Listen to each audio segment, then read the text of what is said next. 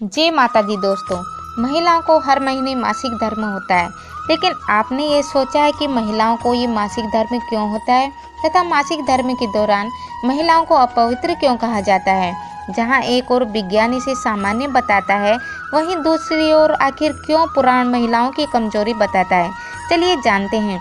हमारी आज की इस वीडियो के माध्यम से पौराणिक कथाओं के हिसाब से महिलाओं की समस्या का कारण देवराज इंद्र को माना गया है। भगवत पुराण के अनुसार यह कथा तब की है जब एक बार गुरु बृहस्पति जी देवराज इंद्र से नाराज हो गए थे।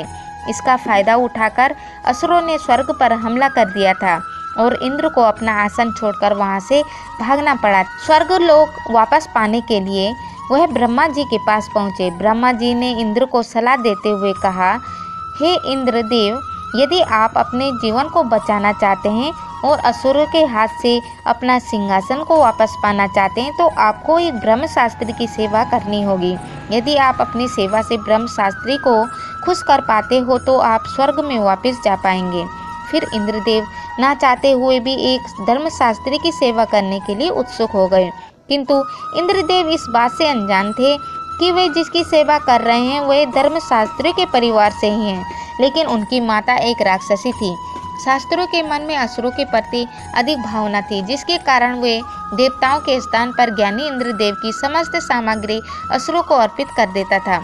तब इंद्रदेव को इस बात का पता चला तो उन्होंने क्रोधित होकर धर्मशास्त्री की हत्या कर दी, जिससे ब्रह्म हत्या का पाप लगा। दोस्तों, इस पाप से बचने के लिए इंद्रदेव खुद को एक फूल के अंदर छुपा लेते हैं और 1,00,000 साल तक भगवान विष्णु की तपस्या करते हैं, जिससे भगवान विष्णु ने देवराज इंद्र को असुरों से तो बचा लिया, किंतु उनके ऊपर लगे पाप से उनको मुक्त नहीं करा पाए।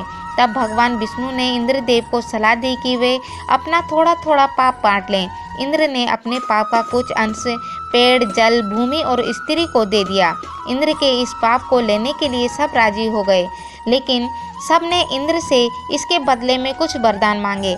सबसे पहले पेड़ ने इंद्र के पाप का 1/4 अंश ले लिया और साथ में एक वरदान मांगा कि वह जब जाए स्वयं को पुनः जीवित कर सकता है। उसके बाद जल ने भी इंद्र के पाप का एक हिस्सा ले लिया और बदले में इंद्र ने वरदान के रूप में अन्य वस्तुओं को पवित्र करने की शक्ति प्रदान की। यही कारण है हिंदू धर्म में पानी को पवित्र माना जाता है। दोस्तों, पाप का तीसरा अंश भूमि को दिया, साथ में एक वरदान दिया कि उस पर आई कोई भी चोट हमेशा भर जाएगी। अंत में देवराज इंद्र एक महिला के पास पहुँचे और उसे अपने पाप का आखिरी हिस्सा लेने को कहा। तब महिला ने देवराज इंद्र का शेष पाप अपने ऊपर ले लिया और तभी से महिलाओं को हर महीने मासिक धर्म का सामना करना